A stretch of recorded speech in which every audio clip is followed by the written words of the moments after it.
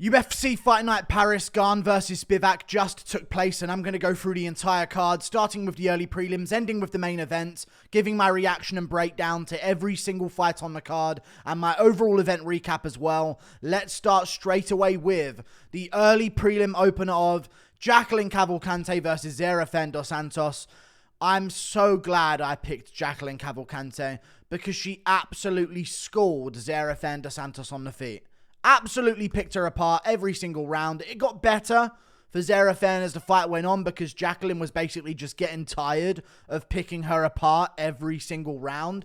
But this was an incredibly dominant performance. I mean, what were the numbers here? Let me go to the stats. I mean, it was 126 to 39 on significant strikes, 36 to 5 in round 1, 46 to 10 in round 2, and 44 to 24. I was watching this while I was getting ready for the stream. Neither girl got a takedown, but either way, just a schooling from Jacqueiline Cavalcanti. Looked good on the feet, moved very well, didn't let Zarah Fairn track her down in any way, and just outworked her in the fight. Really badly outworked her, chewed up her legs as well. That was the main difference in this fight, right? She just chopped at the legs non-stop of Zarah Fairn, and that stopped Zarah Fairn from being able to move out the way of her body shots and headshots. So really good job by Jacqueiline Cavalcanti. Really good leg kicks as well. Good movement. She actually looked like a decent women's prospect in the women's bantamweight division, and it was at a catch weight as well. So very good job by Jacqueiline Cavalcanti. I'm glad I didn't go with Zarah Fairn. Moving on, up the card, Farid Basharat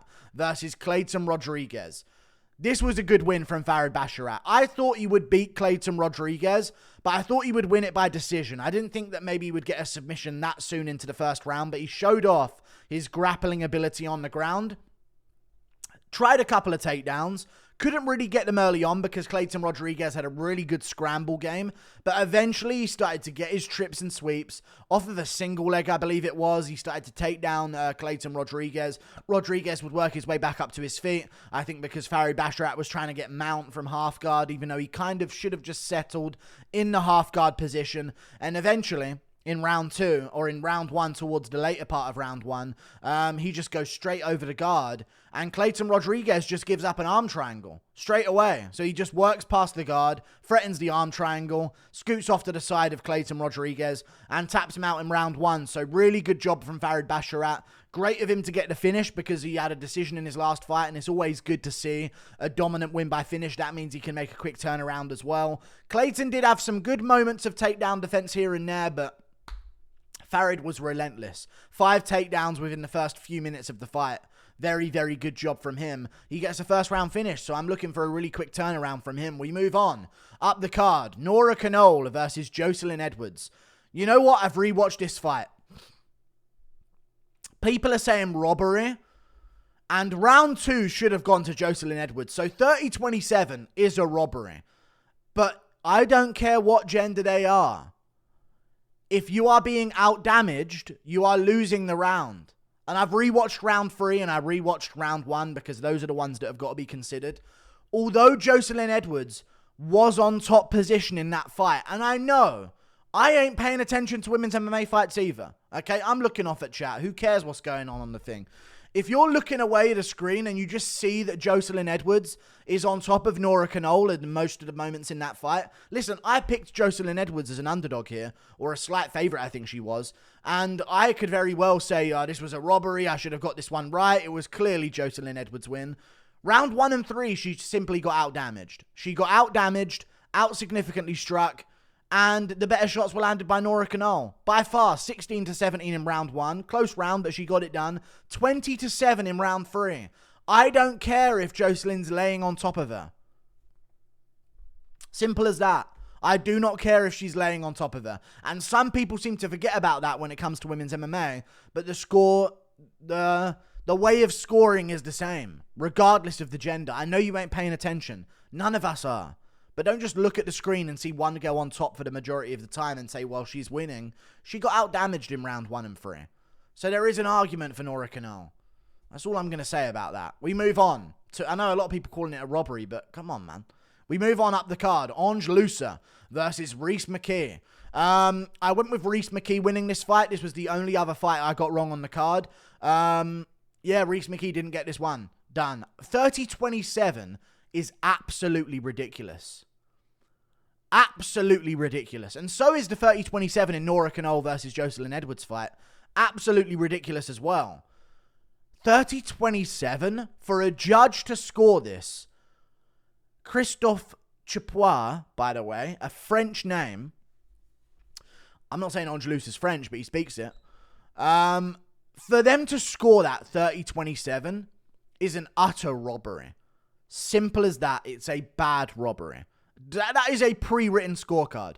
I was wondering if round 3 might... Oh, no, close. Not quite a 10-8 for Rhys Mckee. That's what I was thinking. Not quite a 10-8 round. Not round 2, not quite a 10-8 for Ange Loosa. Round 1 was a very close round. Ange Loosa landed a few of the better shots and got a takedown. So I gave him round 1. I think he got 2 takedowns in that round as well. So close round, competitive round, but it goes to Ange Loosa. Round 2, nearly a 10-8 round for Ange Loosa. Nearly a 10-8 round. It was pretty even on the feet in the early part of the round, but towards the end, he started landing these really big shots as Rhys Mckee was getting back up from a takedown, and he started pouring it on, hurt Rhys Mckee, landed a bunch of shots behind the ear, and Rhys Mckee was just covering up against the cage, getting hit over and over again, and then the end of the round came along. Round 3, even round, tit for tat, Ange Loosa gets a takedown, Rhys Mckee works his way back up. Rhys Mckee hurts him so badly in round 3. Wobbling all over the place, massive follow-up shots. I'm so surprised he didn't go down in that 3rd round. I thought it was going to be a 3rd round finish from Rhys Mckee, but he somehow survives it. Ange Loosa, credible chin that he has, incredible chin, and he showed it against JDM as well, so I think that's something that we have to start considering for Ange Loosa. Is he pillow-fisted? Yes. But he's got a granite chin, and he's going to be a really difficult dude to finish. So, really good job by Rhys Mckee in the 3rd, but it wasn't enough, and he ends up losing the first 2. So, I had it 29-28, not enough for a 10-8 round in either of those rounds to the 2 of them. But yeah, Rhys Mckee had him in a lot of trouble, showed incredible toughness, just didn't do quite enough in round 1, and of course got rocked behind the ear as he was getting up in round 2. So, without a few moments, couple tweaks, maybe he could be something, but Ange Loosa gets it done. Great performance from him. We move on. Up the card to another fight, which was Taylor Lapilus versus Caolan Loughran. This was just a bad performance from Caolan Loughran, in my opinion. And you can even give Taylor Lapilus the 2nd round, but I gave Caolan Loughran the 2nd round because he had a takedown, and he did some work with the takedown as well. Caolan Loughran's stand-up was atrocious. Like, that is what this fight comes down to. It was atrocious stand-up. And Taylor Lapilus did not look good. Like, it's not like he was looking amazing. He had great takedown defense to always find the underhook and make Loughran have to fight through it. But it's not like he looked great on the feet. Like, any better fighter at bantamweight is capitalizing on Loughran doing what he was doing on the feet. Very open, throwing head kicks to speed of a snail. Like, there was real bad stand-up from him on display there. And he is quite powerful, and sometimes you see some KOs on the regional scene and you go, oh, you know, he's going to do that to everyone. But then you're like, okay, but his technique's not the best. And that's what the story of this fight was. His technique on the feet wasn't good enough. Taylor Lapilus barely outpointed him. It was a very boring decision. Caolan got a takedown in round 2. Taylor Lapilus, I don't know if he did or not, but apparently grabbed the cage in round 3 to stop a takedown. That's unfortunate because it could have been a big moment for Loughran, but he just got outworked on the feet. Straight jab from Lapilus was landing all night long. He was landing some good straight shots to the body as well, and Loughran just didn't have anything for him. Didn't mix it up, didn't throw leg kicks, didn't throw body kicks. Just kept doing the same thing over and over again, dipping his head in and throwing these big looping punches over the top that weren't working, so he needs to work on it. Very tough matchup to have in his debut, though. Taylor Lapilus is a veteran, 18-3. That's why I picked him to win. But yeah, good for Taylor Lapilus, because without Loughran's beef that he brought to the table by putting it all on the line, which was very, very alpha of him, you know what I mean? It was a cool moment. He didn't walk out with walkout music, so he could just listen to the boos of the crowd. Such a cool move. But if it paid off, it would have been so good, but it didn't pay off. Taylor Lapilus gets a decision, but good for Taylor Lapilus because no one would give a fuck about him if not for Loughran becoming the heel that he did for this fight. So yeah, Lapilus gets a fan base for a terrible performance in reality, right? Normally, they would not be cheering for that. But good job from Loughran to build up Lapilus' name, I guess. We move on. Up the card to another fight, which was Morgan Charriere versus Manolo Zecchini. I had bitter feelings about this fight, but I loved the performance from Morgan Charriere. Great straight punches. Eventually found that body kick on Manolo Zecchini. Zecchini landed a couple of shots here and there, but was missing a lot of his shots. I saw both of the guys were dipping their heads on the outside after they threw their hooks. So I knew one of them would start throwing head kicks, and it was Manolo Zecchini, but he kept trying to do too much to set it up like TJ Dillashaw, and eventually was just missing a lot of them as well. But yeah, Charriere landed the better shots. Hurt Manolo Zecchini to the body with a kick. Followed up with a few more kicks to the body as well. Eventually landed another one that puts down Manolo Zecchini, and he finishes him off on the ground. Really good win from Morgan Charriere. I just have a bitter feeling about this because I've seen Morgan Charriere lose to better fighters on the regional scene, and they have not been signed. It just goes to show that the UFC does not care about merit at all. They do not care about skill. They're just trying to find people in different markets. And if you're from France, they have no French talent. French people are soy, so they just sign him up. You know what I mean? Like, he's 18-9. Now he's 19-9. He hasn't lost to Schmucks, don't get me wrong, but he's lost to Paul Hughes and Vucenic, who have gone on win streaks since then. Paul Hughes, including a win over Vucenic himself, and dominantly, by the way. They're not in the UFC, but Charriere's in the UFC, and he gets a layup of an absolute can of Manolo Zecchini to get a win against. It's so sad that the UFC is not based on merit anymore, but good for Morgan Charriere. He got a performance bonus.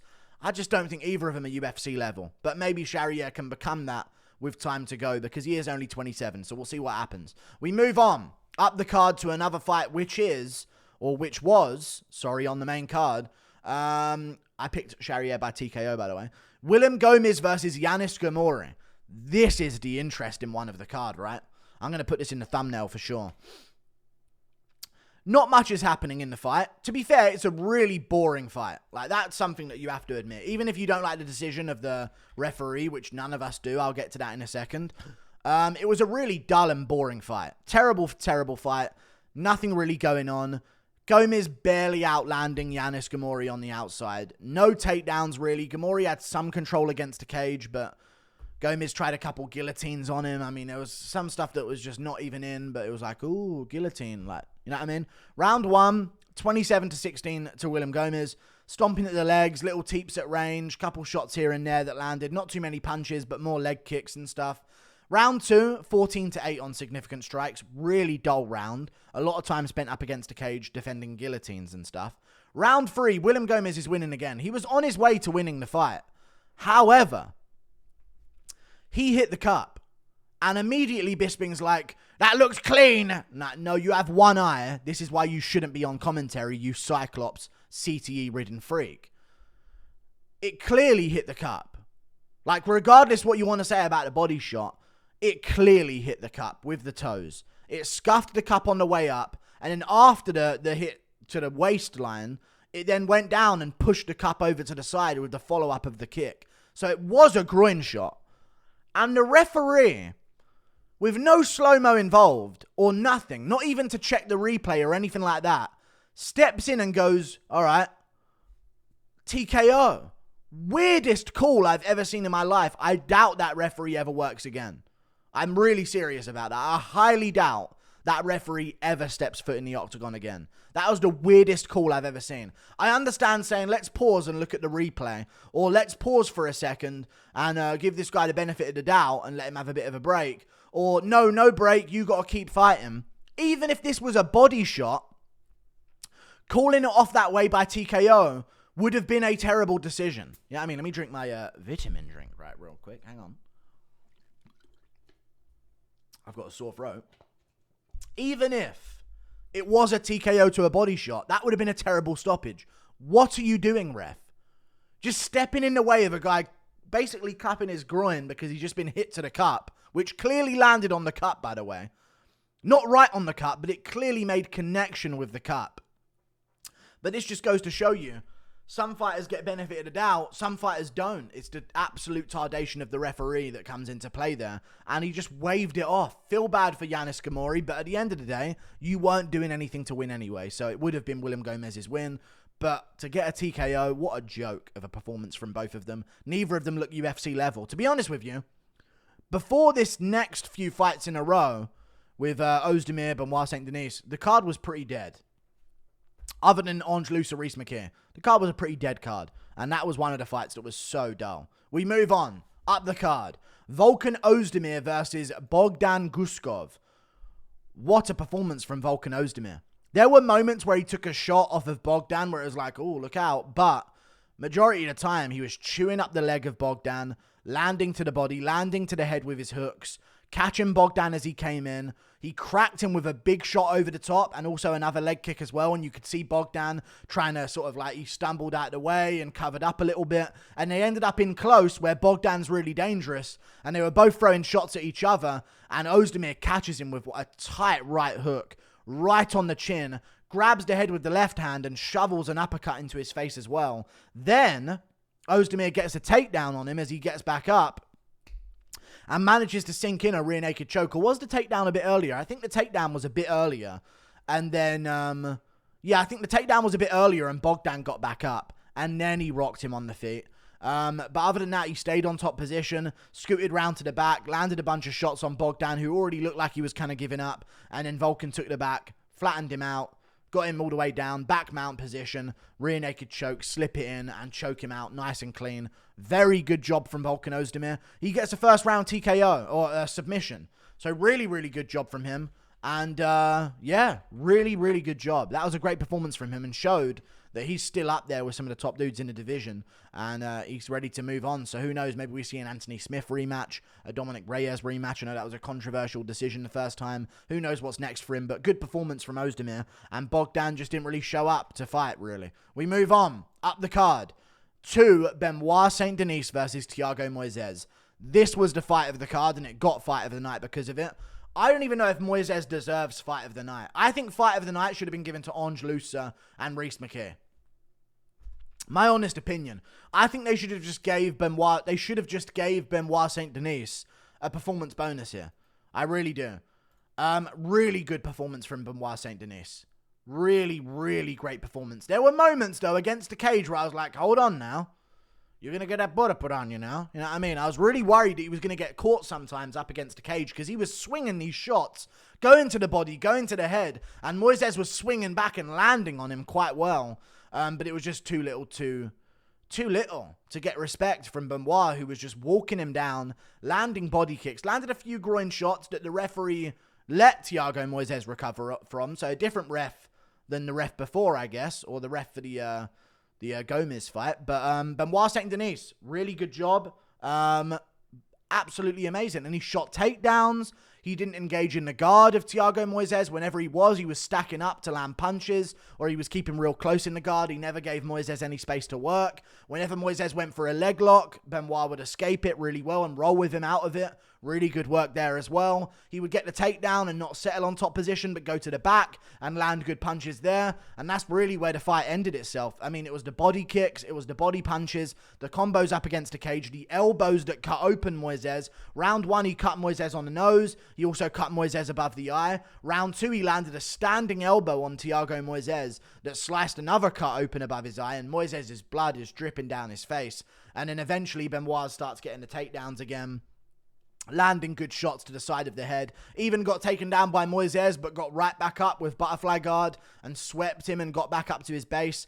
He's a great fighter, Benoit Saint-Denis, and we didn't know it yet, but after the last few performances, you can't deny him, and that's why I picked him to win this fight by second round TKO, and he got it done by second round TKO. Really good win from Benoit Saint-Denis. Incredible performance against Thiago Moises, who's no joke, but can be bullied on the feet if you have power, which is what I saw happening here. Really good. Is a bit open sometimes. Maybe a Matt Frivola or a Dober could catch him coming in, but I'd love to see those matchups. So let's give him a good guy next. Great performance from Benoit, and he got 50k for his troubles. We move on. Up the card. Manon Fiorot versus Rose Namajunas. This was actually an interesting fight because it's a very close fight to score. I personally believe. Round 3 can go to Rose Namajunas. Round 1 is very close as well. I thought Manon landed the better shots and seemed a little busier out of the two of them, but Rose might have landed a little bit more. It was a very close fight. I think it was the physicality of Manon that won her this fight. She was shaking Rose off for the takedowns. Rose also broke her finger in round 1 and looked like she had visible damage on the face. So I think that's what the referees were going off of, right? In round 1, Rose might have minorly outlanded Manon, but she had redness all over her face, a cut under her eye, swollen up orbital on this side as well, a cut on her nose as well, and her finger was hurt. So Manon Fiorot eventually gets it done. Was it a great performance from Manon Fiorot? Not at all. Round 2 was clear for her. Round 3, I think, was Rose Namajunas pretty clearly until one moment at the end of it where Manon had some success. And in round 1, I had Manon on visible damage because she had caused some swelling on Rose Namajunas' face. So I had it 29-28 Manon. Whoever gave it 30-27, no idea what they were watching in that third round. I think that was clearly Rose Namajunas' round. Either way, though, very close fight. Manon gets it done. Does she take a title shot off Blanchfield? I guess we'll see. She took some damage, so also we'll see what happens in Shevchenko-Grasso. Maybe Shevchenko wins and they do a trilogy. I hope not. If Grasso wins and keeps the belt, and either way, if the winner's going to get a new contender next, I don't know who to give it to. I'd say Blanchfield is the more terrifying contender for the champion, regardless of who it is. I know it was Rose Namajunas, but Manon didn't even look that good in this fight, so yeah, she won. I picked her to win by decision. She got it. No, I said TKO, but she got it done. Good job to her. We move on. Up the card. Ciryl Gane versus Serghei Spivak. Amazing performance from Ciryl Gane. I've made a whole video about this on my channel that's already been posted. He schooled Serghei Spivak, and it came down to this. Bad takedown defense? No. Bad in trips and sweeps in close? Yes. That's how Ngannou took him down. Ngannou also took him down by Gane having a head kick caught up on the shoulder of Ngannou at one point and falling backwards. Jones took him down by shooting a single or a double leg on him. But no, trips and sweeps, no, that's not normally how Gane gets taken down. And that's what Spivak does. He doesn't shoot double legs and single legs. He doesn't have the athleticism to get to the hips that quick to shock a fighter like Ciryl Gane. He has to shoot for the clinch, inside trip, outside trip, sweeps, trips, throws, whatever he's going to go for. And Ciryl Gane does very well against that style of takedown. He moves so well, you can't get in the clinch with him. You can't get a hold of him in the clinch. He's not going to be there for long.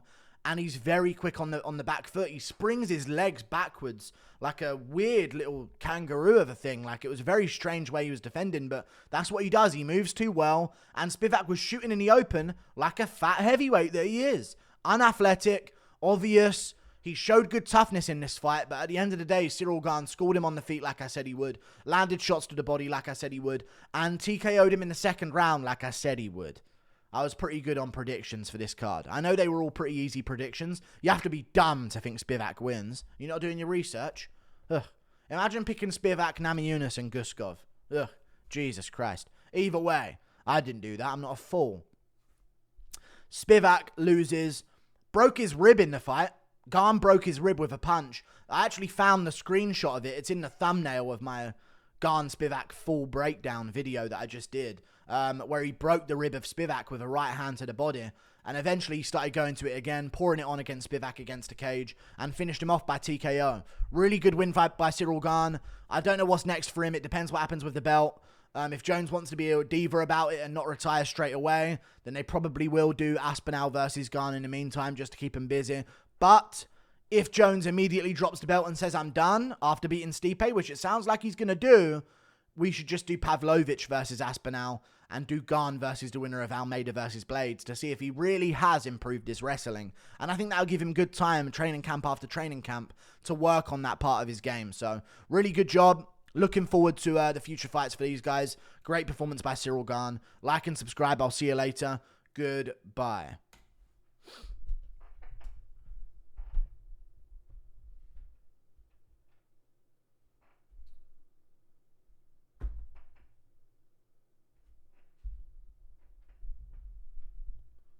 Goodbye.